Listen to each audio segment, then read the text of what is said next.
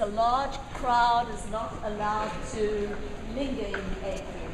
So please let's look as though we're walking very slowly so that we can talk about it. Here you have the front door with what we would have had a doormat.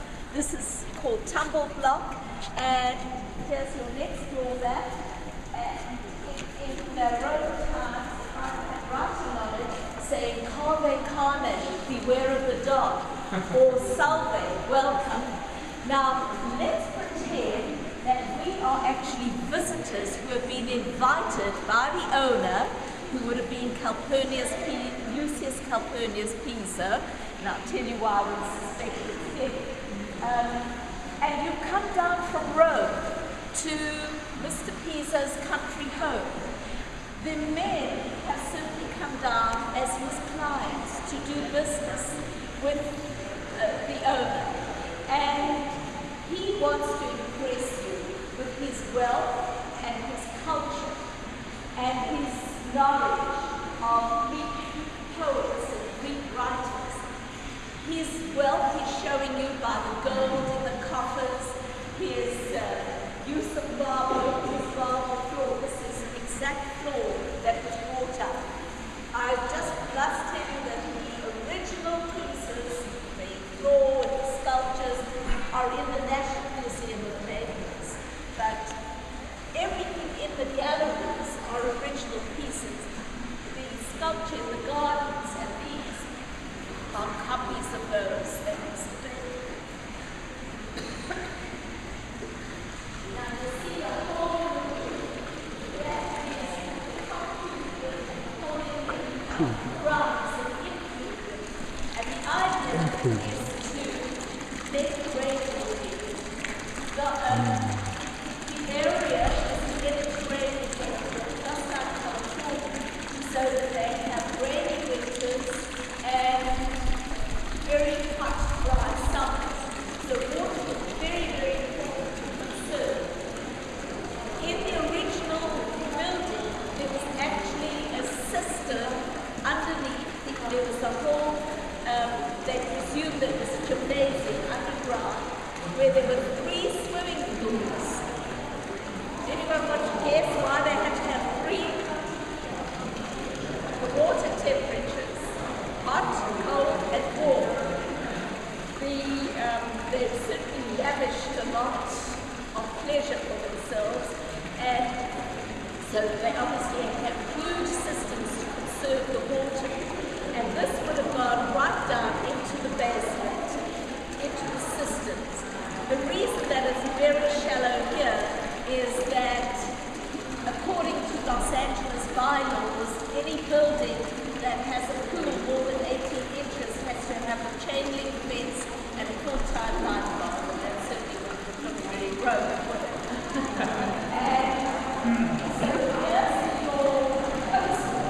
There, well, we put a table in that corner, and he would have shown you, I hope you acknowledge that he knew from the sculptures, he knew about Greek mythology, he knew the Greek poets, he was very politically correct, he had the well-known Roman leaders, busts of them, and so he was really impressing you. He would invite you to come outside. Oh, I just want to point out one more thing, the hole in the roof. Can you see the lions, heads, with their mouths open?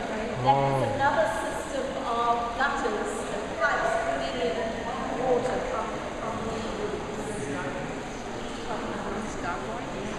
No, they're not gargoyles, they are lions' heads.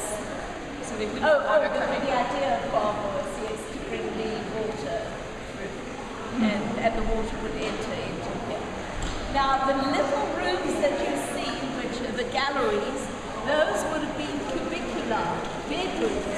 Roman bedrooms were not as we might have today. They were very small, all in it.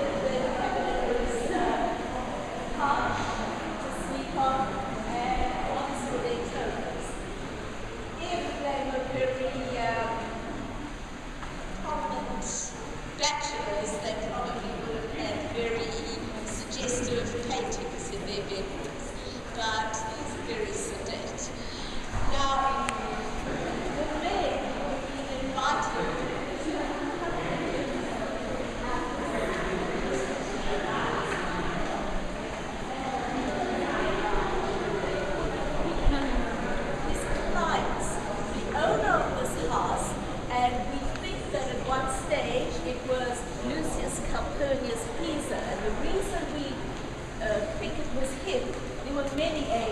house was 100 years old when it was destroyed in 79 AD.